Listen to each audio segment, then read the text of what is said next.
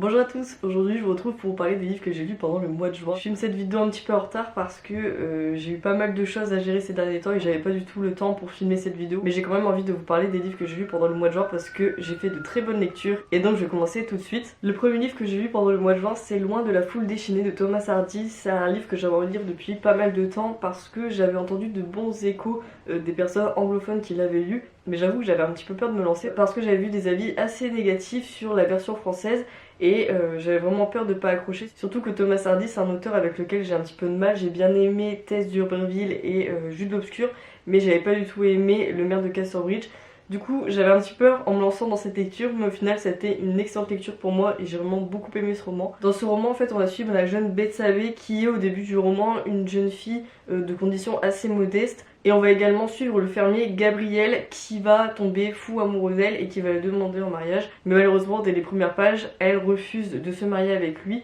Et on va suivre du coup toute sa vie pendant tout le roman puisque assez rapidement elle va hériter du domaine de son oncle il me semble. Et elle va changer de classe sociale puisqu'elle va devenir beaucoup plus aisée qu'avant. Elle va devenir la fermière qui gère en fait toute une propriété, ce qui est assez rare pour le coup à l'époque. Et nous on va suivre du coup l'évolution de Bessabé dans cette société, sa place de femme au milieu de ce milieu assez masculin, et on va un petit peu suivre sa vie amoureuse notamment puisque on suit encore Gabriel qui à cause de certaines choses va rester en contact avec elle, mais on suit également d'autres hommes qui vont s'intéresser à elle et surtout à sa fortune.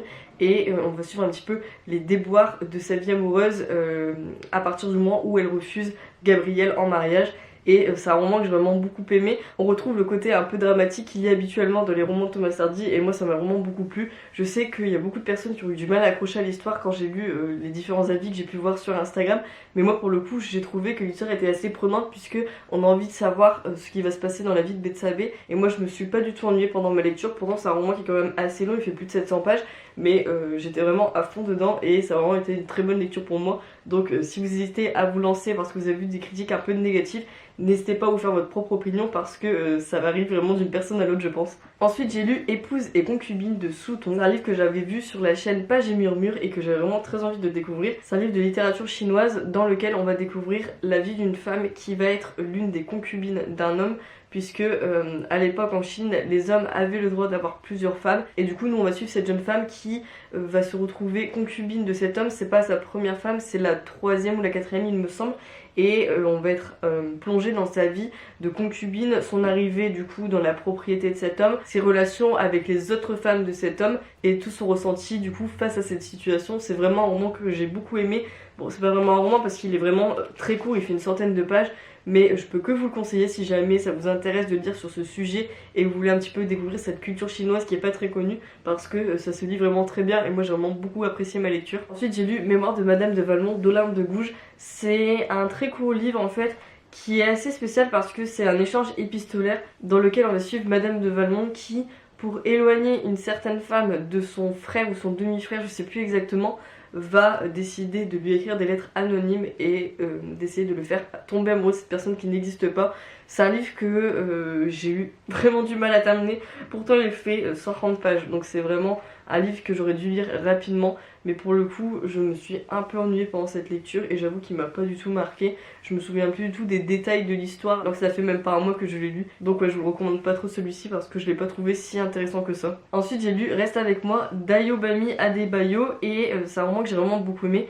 Pareil celui-ci, j'en avais entendu beaucoup parler, mais surtout sur la chaîne de Page et Murmure qui l'avait vivement recommandé dans l'une de ses dernières vidéos.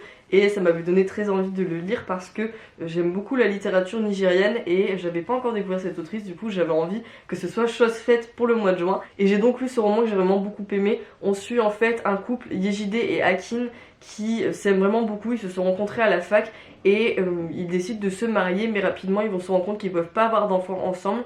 Et on va du coup suivre le développement que ça va avoir sur leur vie de couple, notamment lorsque le mari va décider de prendre une seconde épouse à cause de la pression qu'il subit de la part de sa famille pour avoir un héritier.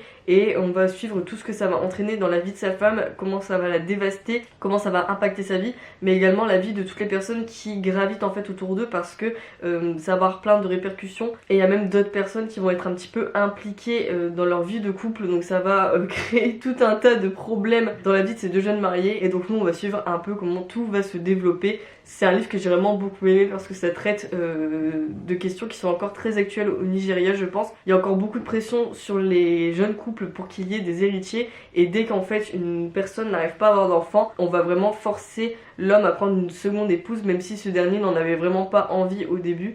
Et ouais, c'est un livre que j'ai trouvé vraiment très intéressant. Si jamais ce sont des thématiques qui vous intéressent, je vous recommande vivement parce que ça se lit super facilement. Et moi j'ai vraiment beaucoup aimé la plume de cette autrice. Ensuite j'ai lu Le Petit Héros de Dostoïevski. C'est une nouvelle dont j'avais entendu du bien, donc j'avais vraiment très envie de la découvrir. Et pour le coup j'ai été assez déçue parce qu'on suit un jeune garçon qui a une dizaine d'années je pense, et qui lors d'une soirée va tomber amoureux pour la première fois d'une femme. Et on va un petit peu suivre tout ce que ça va entraîner chez lui. J'avoue que l'histoire m'a absolument pas marqué, je me souviens absolument plus des détails non plus.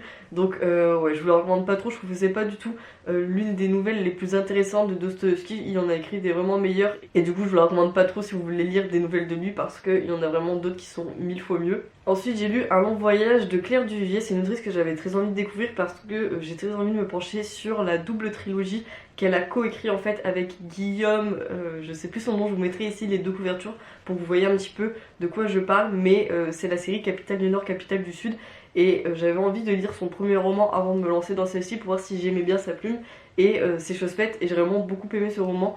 On suit un jeune garçon qui s'appelle Yes, c'est un enfant tabou qui est méprisé en fait par toute sa famille et qui va être très tôt placé pour être l'assistant d'un commerçant, un truc comme ça, et rapidement il va être pris sous son aile par l'ambassadrice impériale Malvine Zelina de Felarazi, et il va commencer un long voyage, d'où le titre du roman, avec cette personne, puisqu'elle va l'emmener avec lui durant ses différents voyages impériaux en fait, puisqu'elle est ambassadrice et donc elle est envoyée dans différents endroits de l'Empire, et grâce du coup à leur trajectoire on va un petit peu découvrir la situation de cet empire et découvrir un petit peu tous les recoins de l'Empire et les différentes choses qui s'y passent. C'est un livre que j'ai beaucoup aimé, j'avoue que je suis restée un petit peu sur ma faim, donc ça m'a donné très envie de commencer son autre série qui est une trilogie et qui du coup sera à mon sens un peu plus développée, mais c'est quand même un bon roman et je vous le recommande si vous voulez lire un livre de fantasy assez calme, assez tranquille, mais quand même très agréable à lire. Ensuite j'ai lu un manga, le premier tome de Monster de Naoki Urasawa. C'est un auteur que j'aime vraiment beaucoup et j'avais vraiment très hâte de découvrir cette série.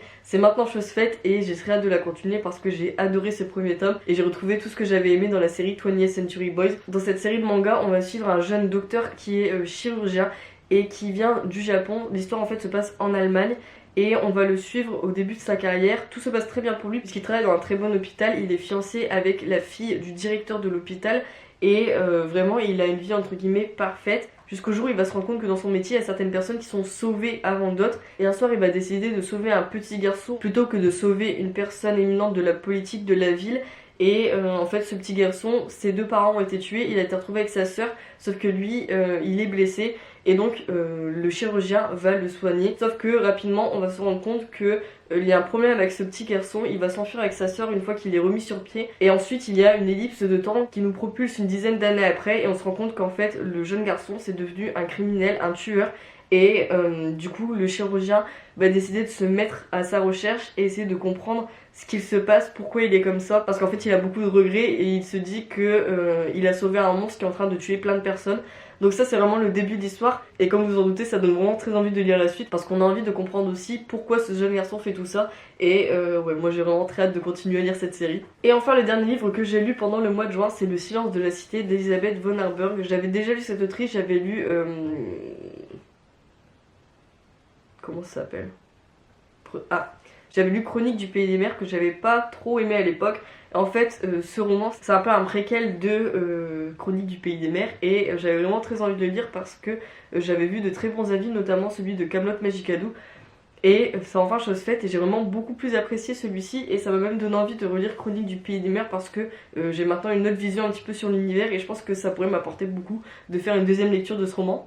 Mais bref, dans celui-ci en fait on suit l'humanité qui a complètement décliné. Il y a certaines personnes qui vivent encore à la surface mais il y a plein de mutations génétiques et il y a certains scientifiques en fait qui font des recherches pour essayer d'améliorer les conditions de vie des humains, améliorer leurs caractéristiques physiques, et on suit en fait la création d'une jeune fille qui s'appelle Elisa et qui est un petit peu hors norme parce qu'en fait elle se régénère et se soigne hyper rapidement. Elle vieillit aussi très lentement par rapport à un humain normal et nous du coup on va suivre cette jeune fille lorsqu'elle va grandir et notamment lorsqu'elle va essayer de comprendre tout ce qui se passe dans la cité, tout ce que les adultes ont essayé de lui cacher, et c'est vraiment hyper intéressant. Je pense que si vous voulez découvrir Elisabeth von Harbach, c'est beaucoup plus intéressant de commencer par celui-ci que par Chronique des mers, parce que déjà de 1 il est beaucoup plus court, et de 2 ça introduit vraiment l'univers de cette série et ça nous pose vraiment les bases pour comprendre tout ce qui se passe dans Chronique du Pays des Mers. Donc ouais, je vous recommande vivement de commencer par celui-ci si jamais vous voulez découvrir cette autrice. Donc voilà, c'est tout pour les livres que j'ai lus pendant le mois de juin. J'espère que cette vidéo vous a plu. N'hésitez pas à me dire vous en commentaire le livre que vous avez lu, parce que ça m'intéresse toujours de lire vos réponses. Et en attendant, je vous dis à très bientôt pour une prochaine vidéo.